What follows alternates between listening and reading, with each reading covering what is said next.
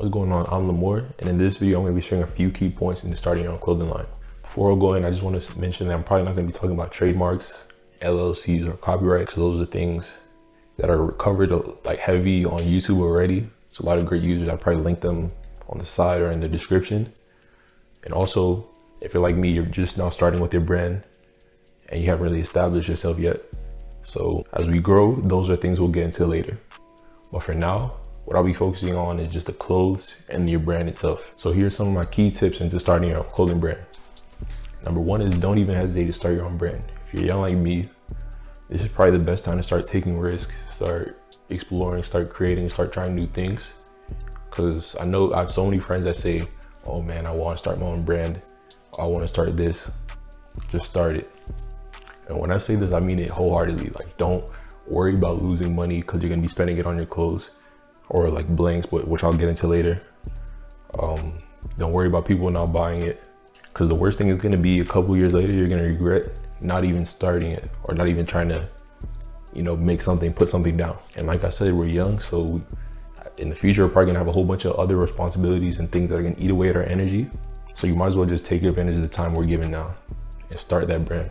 Start it, I'm telling you. Second thing is brand name and logo.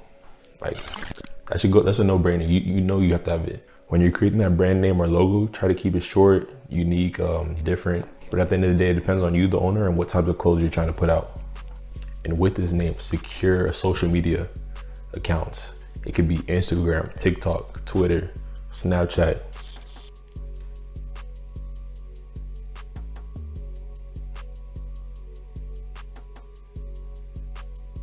Yeah, those ones right there. Secure the handle, because when you're on social media, you want to have that presence and you want to have that name that people recognize. I recommend you stay away from underscores, numbers, unless it's the numbers in your brand name. But like putting underscore dash 135 at the end of your name, that's not as attractive as just having just the name by itself. And I'll probably start showing you some examples here. Actually, if I can screen record, I'll do it. So here's Nike. You see their name, and I'll be using Instagram as reference. Nike, they have a nice clean name, no numbers, no underscores. We have, what's another one? Gucci, whatever. See, they've secured the name.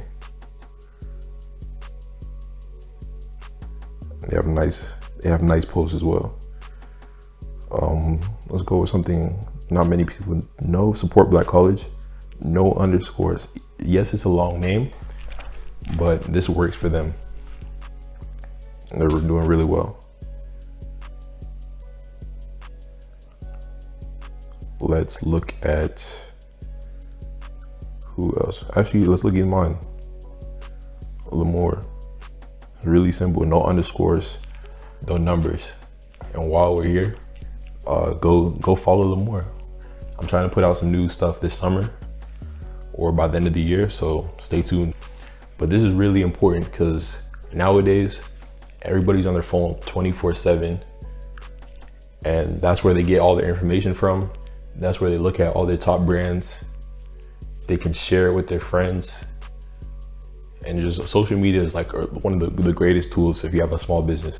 Third thing, and this is one of the most important things, especially if you're starting out and you don't have a team like built around you, it's getting familiar with the software, photo editing, like learn how to do a little bit of graphic design. You don't have to be too like professional, but you have to know a little bit and get used to making rough sketches for the work that you want to make. 80% of the time, if you're just starting out with your clothing brand, you're probably not going to have a creative design team. So most of the stuff that you're going to have to be making is going to have to come from you. So get familiar with all those things. And I did throw in photo editing because that's going to be really important for your social media. And if you're going to be having a website, which we'll get into later, you're going to want to have nice photos for people to look at and make sure they know what they're getting. Some of the software that I use and recommend are Affinity Photo, that you can use on both your iPad and computer. Affinity Designer, it's almost like Adobe Illustrator, which is another one I recommend. Adobe Photoshop, Adobe Lightroom, Darkroom, and Procreate, and that's going to come in handy if you're going to be doing sketches. You're going to want to have that. That's also for the iOS device. And lastly is Google Snapseed, which is also on your phone, where you can edit and tune your images how you like. And also practice sketching, practice creating the dimensions of the clothing you want to make. Because sooner or later, we're all growing. If you're watching this video, probably growing your little business too, like me. You're gonna soon maybe have a design team. So you can start sketches and you can send them to your design team and they'll make it come to life. Actually, I'm in the process of learning from one of those softwares right now. It's Affinity Designer.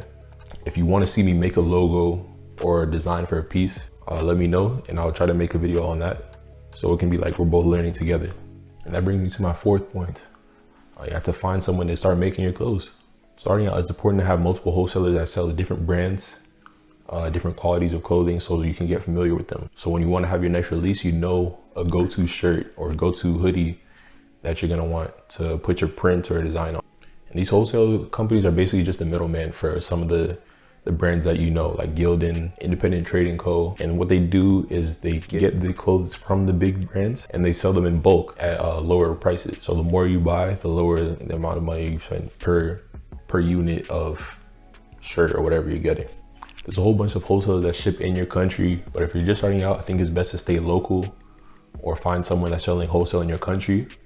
Because the minute you step outside of your borders, there's going to be shipping fees and import fees. I don't think you really want to deal with that. With finding your blanks after, you're probably going to want to figure out if you're going to be doing vinyl heat press, screen print, embroidery, or DTG, which is direct to garment, where they like literally just print the design straight to your shirt. Actually, I'll bring out some examples of the screen print and heat press. And if I have a shirt that has direct to garment, I'll see if I can find that too. Here's one of the hoodies from my site. Go check it out, lemoore.com. On the sides, we have the vinyl, which is heat press, which they heat press on. And this is what I got done from a local manufacturing company. They had the blank hoodies and all I did was send them my designs and they put it on. The back is screen printed, so it'll last like forever pretty much. It's not really gonna fade away, wash away. And also the front is vinyl. Unfortunately, I didn't have any of the direct to garment or embroidery here from my brand, but I can show you some images of what it'll look like. And all of those vary in pricing. Screen printing is a little bit longer of a process. So it's probably gonna cost you a little bit more when you're getting it done. Or you can do it yourself, but I haven't touched that yet, so I can't really speak on it. Heat press, that's probably one of the best options. Affordable than the others. Embroidery is expensive. Direct to garment, that's very expensive because when you do those, you're probably paying per color for that design. And with those, I'm not for sure if I said it already, make sure you reach out to your local people first that are making and printing clothing, because that'll be probably the best pricing you can find. That brings me to my fifth point. You have to have a website. How are you gonna sell your clothes? You're gonna do Instagram DM? Have your shoppers feel like they're getting scammed? No, you gotta have a nice website so you can present your clothing in a way that people will trust what you're putting out. Because if you're selling me something through Instagram DMs, I don't know if it's gonna get shipped to me properly. I don't know if you're gonna be, I'm just sending you money through Cash App and then that's it. E-transfer, that's it. So stay away from the Instagram selling. Unless you do the Instagram shops, cause I've seen that, it actually looks nice. But if you wanna build trust with your shoppers so they have somewhere they can go to pick up your products, make sure you put together a website. Some of the big names out there that you can use for putting together your website. Obviously Shopify, everybody's familiar with that. Wix, they have a good website tool as well, where you can like design your website how you like. And Big Cartel, that's what I started out for my first job. It was free.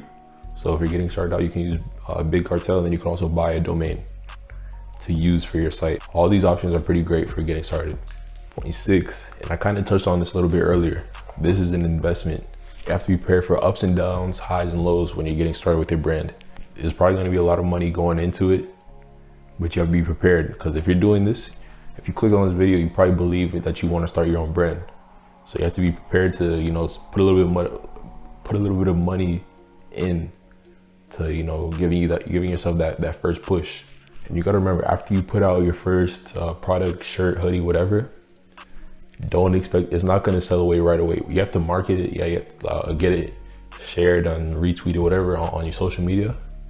But chances are, if it's your very first, it may not sell right away. So be prepared to have, you might have some extra inventory, you know, sitting around, but that's okay, because it's part of your journey. If you're starting your brand and you believe in what you're putting out, you're not gonna be worried about that. You're just gonna be worried about what next thing you're gonna put out so you can have people buy. And here's some key or just like extra bonus tip that I had to add in this video. It's kind of last minute, but I added it anyway. After you've knocked on all the points that I said before, never, ever, ever give out a discount to one of your friends or someone that just asked for it. If they just ask for it, don't do it. If they do that, they're fake. They're not really supporting you. They don't really care. And they're not really with you on your journey. Because then it feels like they're just like literally just, you know, like on your business. They're saying, oh, I feel I'm better than everybody else, so you should just give this to me for free, or hold it for me, or they're gonna say something like that along those lines. You're also gonna have friends that are gonna say, oh, I can't afford it. And then you see them go out and buy some $300 shirt from Gucci or some bull like that. I'd rather you just be honest and say you don't like the design, or you just don't want it, instead of you trying to ask for a discount or something free, so you can feel like you're like getting by on me, because that's not going with me. The only time you do want to give out for free or discount, if you have like some friends that are notable on social media that have like a nice following or a big following, that's when you give it out for free. Because what they can do for you is push your brand even more on their stories. If they take a picture with it on Instagram, they can wear it, and then they'll gain traffic to your website and gain traffic to your social media pages. That's the only time you do it. If you made it to the end of the video, I just want to say thank you for tuning in. I hope you were able to pull some valuable information. If you did, let me know in the comments. Feel free to drop a like, subscribe, and if you do, turn on the bell notification so you can see when I drop next. Catch you in the next one.